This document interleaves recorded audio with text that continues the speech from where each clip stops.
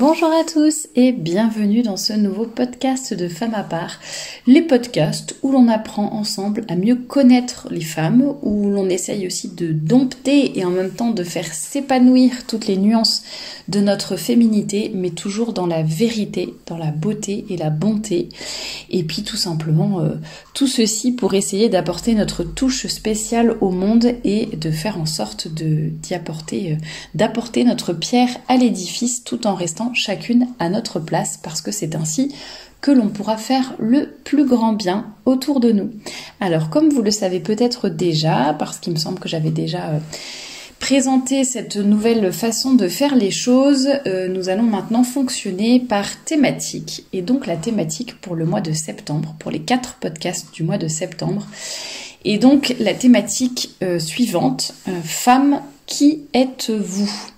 On va essayer à travers ces 4 podcasts de mieux connaître la femme, de mieux la connaître vraiment en profondeur, de comprendre son âme, son cœur, sa volonté et surtout de tout faire pour nous améliorer. Alors, d'une part, je pense qu'il est important déjà de se connaître, d'apprendre à se connaître un peu toutes les facettes, j'allais dire, se connaître, ça peut être physiquement par rapport à notre cycle ou à d'autres choses, ça peut être connaître notre personnalité, notre fonctionnement, la façon dont on va appréhender nos relations avec les autres, par exemple, ça c'est important aussi. Mieux connaître également la féminité, la femme de façon générale, son fonctionnement, sa psychologie, etc. Et je pense que tout ceci est tout simplement nécessaire pour qu'ensuite nous puissions mieux fonctionner au quotidien. Disons que si on se connaît, si on connaît sa personnalité, si on sait, je sais pas, quel est notre langage de l'amour, si on sait quel est notre talent particulier, si on sait de quelle façon on va pouvoir se ressourcer le plus efficacement possible pour ensuite être davantage disponible pour les autres. Je sais pas, si on sait que les aliments qui sont bons pour nous, par exemple, ça peut vraiment être de toutes sortes, ou l'influence de notre cycle sur notre vie quotidienne. Eh bien, plus on se connaît, mieux on fonctionne au quotidien, plus on va être efficace, non pas dans le sens économique ou un peu moderne du terme, où voilà, c'est toujours dans l'efficacité, dans tout faire rapidement, tout en faire le plus possible, un peu à la va-vite, à droite à gauche, sans réfléchir, gagner le plus d'argent, gagner du temps, enfin voilà, je parle pas de l'efficacité comme ça, mais plus dans le sens, voilà, apporter vraiment quelque chose au monde, s'épanouir, aimer le bon Dieu de la bonne façon, lui plaire aussi, et ne pas avoir peur de se changer aussi. On a toujours des grands désirs de vouloir changer le monde. Il faut déjà savoir se connaître et changer soi-même ce qu'il y a à changer chez soi. Ça peut être aussi le fait de bien se connaître. Je trouve que ça apporte beaucoup de confiance en soi.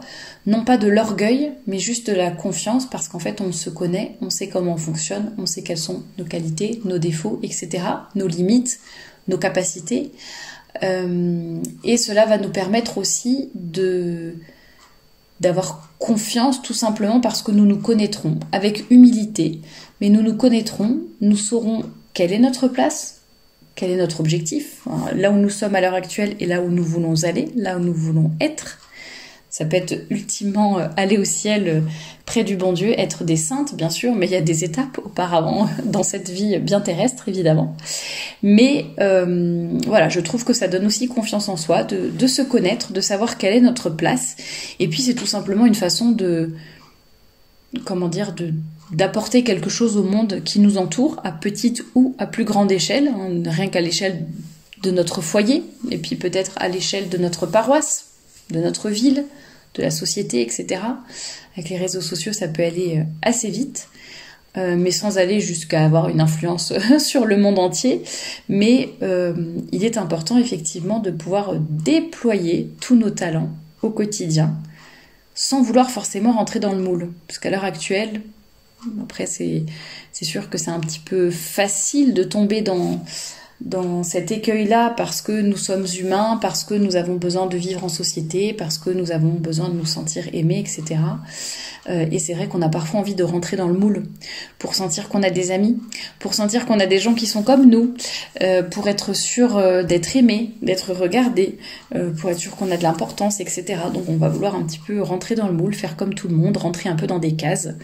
Et puis on va vouloir plaire au monde plutôt que de plaire à Dieu. Donc il faut se poser la question, à qui je veux plaire de façon ultime ? Quel est mon objectif de vie ? Est-ce que c'est de gagner beaucoup d'argent ? Est-ce que c'est d'être connu ? Est-ce que c'est juste de bien éduquer nos enfants le mieux possible et les emmener au ciel avec nous ? Voilà, il peut y avoir plein d'objectifs différents, donc à nous de réfléchir. Et à nous de réfléchir sur le fait que nous soyons des femmes catholiques, en tout cas je vous le souhaite, et en 2023. On n'est pas à une autre époque, on n'est pas à la Renaissance, on n'est pas non plus dans le futur, on est aujourd'hui, 2023, à l'heure actuelle. On est donc en 2023, on est une femme, on n'est pas un homme. Voilà, après à chacune de voir ses spécificités dans sa vie. Vous êtes en ville, vous êtes à la campagne, vous avez ceci, cela, etc. Marié, célibataire, chacune selon sa situation, mais il faut y réfléchir de façon ancrée. Il y a beaucoup de choses qu'on nous dit à l'heure actuelle sur le développement personnel. Il faut être une Wonder Woman. Il faut penser à soi en premier. Il faut se mettre en priorité. Puis si les autres sont pas d'accord, c'est que les autres sont des imbéciles. Il faut sortir de sa vie toute personne qui oserait vous faire des critiques ou dire quelque chose qui ne va pas exactement dans votre sens. Voilà, réfléchissons au développement personnel. Est-ce qu'il y a des bonnes choses, des mauvaises ? Tout est mauvais ? Est-ce qu'il y a une partie qu'on peut garder quand même ? Est-ce qu'il y a des choses qui peuvent nous aider à nous améliorer et à progresser toujours pour nous améliorer. Voilà toutes les choses auxquelles je voudrais que nous réfléchissions dans ce podcast déjà, mais que je vous laisserai peut-être réfléchir chez vous aussi. Choses à propos desquelles je vous laisserai réfléchir. Et puis ensuite, nous creuserons en profondeur dans les 3 prochains podcasts. Du mois de septembre, tout simplement. Selon moi, vraiment, lorsque l'on est dans la vérité, c'est seulement comme ça qu'on va pouvoir s'épanouir, j'allais dire, d'un point de vue vraiment naturel, mais aussi, évidemment, rendre gloire à Dieu, tout simplement, parce que nous serons dans la vérité, parce que nous serons à la bonne place, au bon moment, en train de développer nos talents, pas ceux de la voisine, en train de faire la volonté de Dieu pour nous et pas essayer de prendre la vocation de quelqu'un d'autre, plutôt que de vouloir copier les autres. Non, nous serons bien à notre place. Et je pense que c'est ça qui, d'un point de vue vraiment purement naturel, même ne serait-ce que par rapport à notre corps, à nos vêtements, à nos talents, à notre quotidien de maman ou de célibataire ou de femmes jeunes, de femmes plus âgées, et bien en fait en acceptant ce que nous sommes, d'être ce que nous sommes, tout en cherchant à nous améliorer, bien sûr. Je suis pas en train de dire, voilà, faut juste admettre qu'on est comme ci, comme ça, et ne rien changer, et tout va bien, c'est comme ça qu'on sera heureux. Mais en tout cas, on a chacun reçu des talents spécifiques, on est dans un endroit spécifique, etc. Et il faut savoir aussi s'épanouir dans ce que nous avons reçu, et pas toujours chercher à copier les autres. Et je pense que c'est vraiment ce qui va nous donner confiance en nous, ce qui va nous permettre de nous épanouir, mais ce qui va aussi permettre que nous fassions le plus grand bien autour de nous, parce que nous serons vraiment là pour la gloire de Dieu et selon les desseins qu'il avait conçus pour nous de toute éternité. Alors, pour moi, un des premiers travaux à faire, en fait, c'est de travailler en profondeur pour se connaître son caractère, sa personnalité, son corps, je l'ai déjà mentionné, par rapport au cycle par exemple, nos talents, nos dons, ce que nous avons reçu, ça peut être des talents musicaux, intellectuels, manuels, sportifs, peu importe, il y a beaucoup de choses. Faire un travail un peu pour... donc ça va être un peu le travail sur notre âme, j'allais dire, la connaissance de nous-mêmes. Ensuite, un travail par rapport à notre cœur, qui sera un travail pour comment je peux me donner aux autres, comment je peux aussi recevoir des autres, de l'amour, me donner aussi de l'amour, entre guillemets, nous donner une juste place dans notre vie. Il y en a beaucoup, voilà, ça peut paraître un peu bizarre ce que je dis, mais on nous dit tellement que, surtout par rapport aux femmes, tu es parfaite, tu es géniale, tu n'as rien à changer, tu dois être ta priorité, tu dois être le numéro 1 dans ta vie, c'est que toi qui compte, etc., etc. Je ne suis pas sûre que ça soit ça ce message qui nous épanouisse vraiment. Alors il y a effectivement un effort qui a été fait ces dernières années. Je pense que c'est effectivement salutaire de se dire il faut pas tout le temps juste se donner aux autres et tout le temps s'oublier, se négliger, etc. Je ne pense pas que ça soit équilibré et je ne pense pas qu'on puisse fonctionner longtemps de cette façon. Donc effectivement, il faut aussi apprendre à penser à soi-même, mais en gardant notre juste place. Donc on n'est pas des reines, on est les filles du roi des rois, les filles de Dieu. Donc on a une très grande dignité, il faut avoir un grand respect envers nous-mêmes, les autres aussi doivent avoir un grand respect envers nous, c'est évident.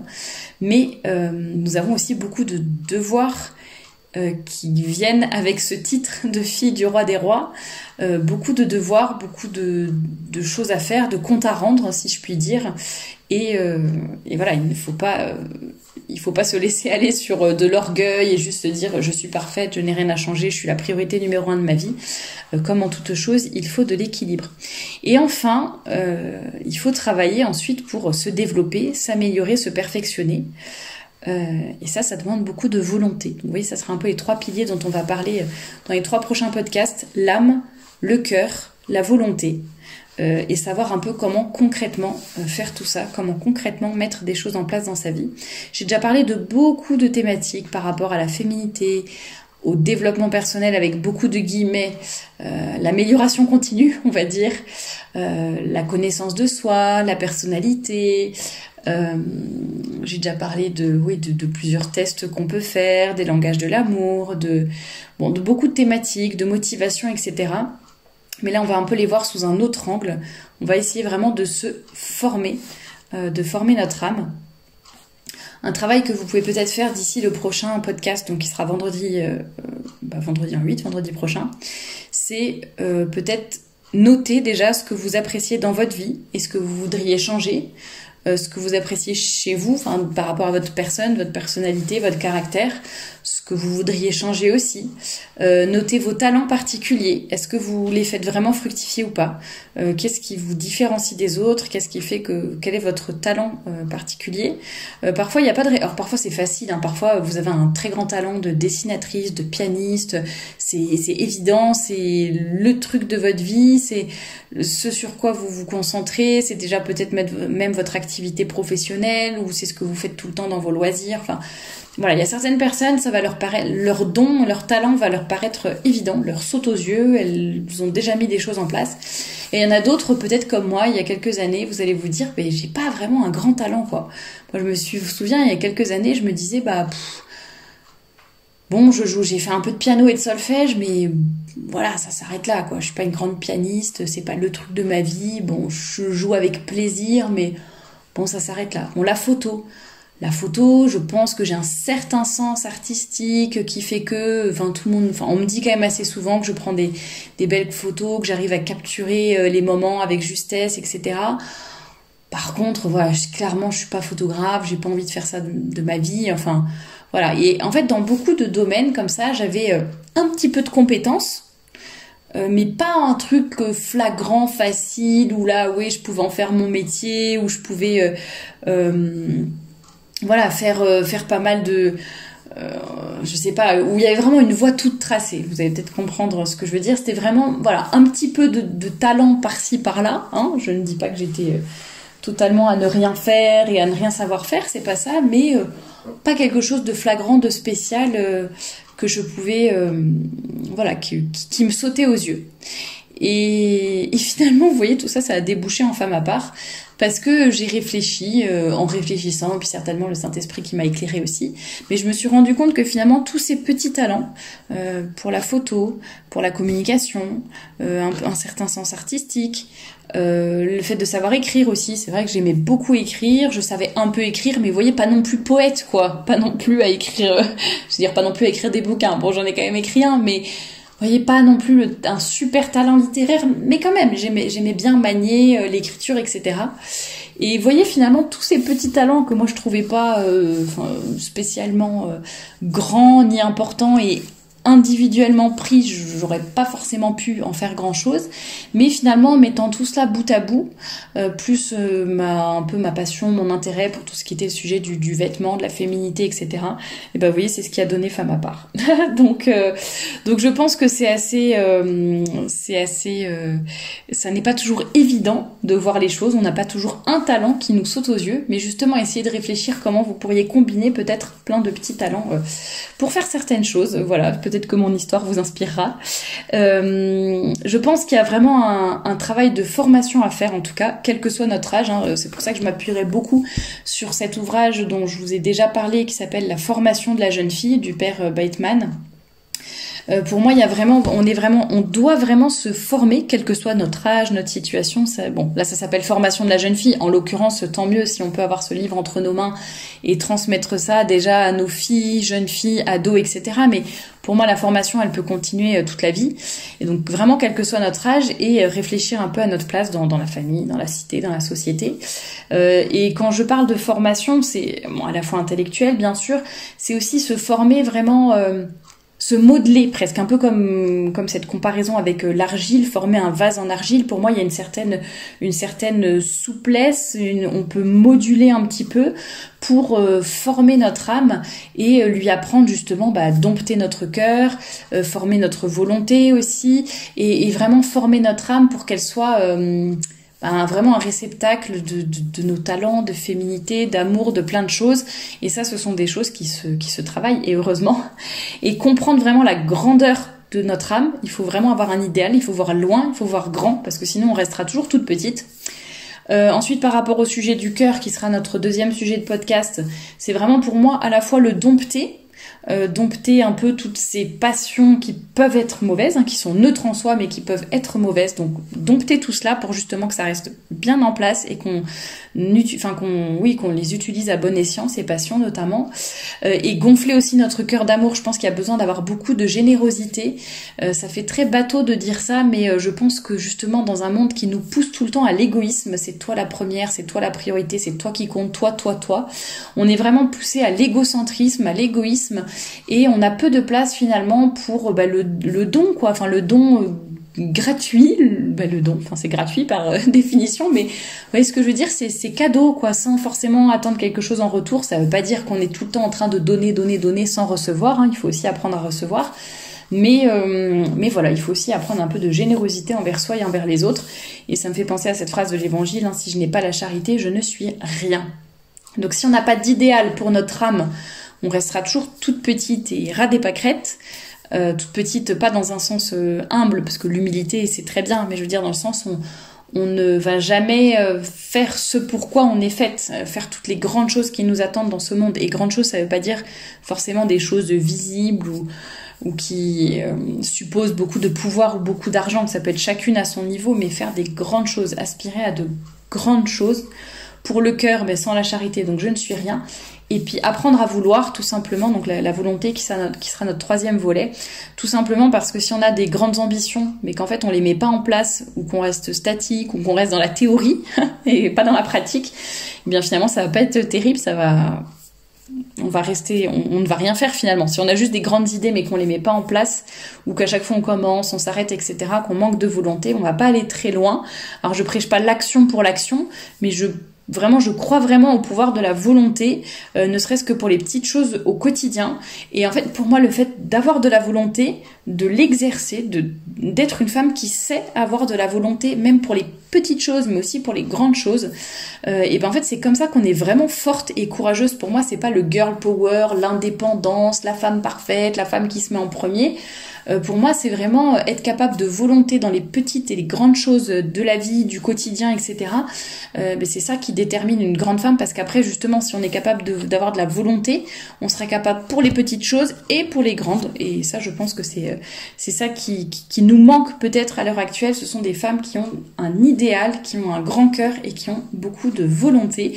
Voilà ce dont nous allons parler dans les 3 prochains podcasts. J'espère qu'ils vous plairont. Je vous laisse déjà réfléchir à tout ce que je vous ai dit aujourd'hui, n'hésitez pas à faire les petits exercices, à noter déjà quels sont vos talents, comment vous les faites fructifier, ce que vous aimez dans votre vie, avoir un peu de gratitude aussi, ce que vous aimez chez vous, mais ce que vous voudriez aussi changer chez vous et dans votre vie.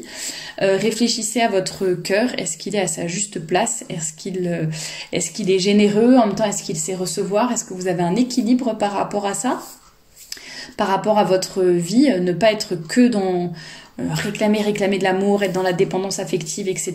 Mais ne pas non plus être juste dans le donner et sans apprendre à recevoir. Voilà, je vous laisse réfléchir à tout ça. N'hésitez pas à réagir déjà en commentaire. Il y a évidemment des articles, des vidéos du mercredi.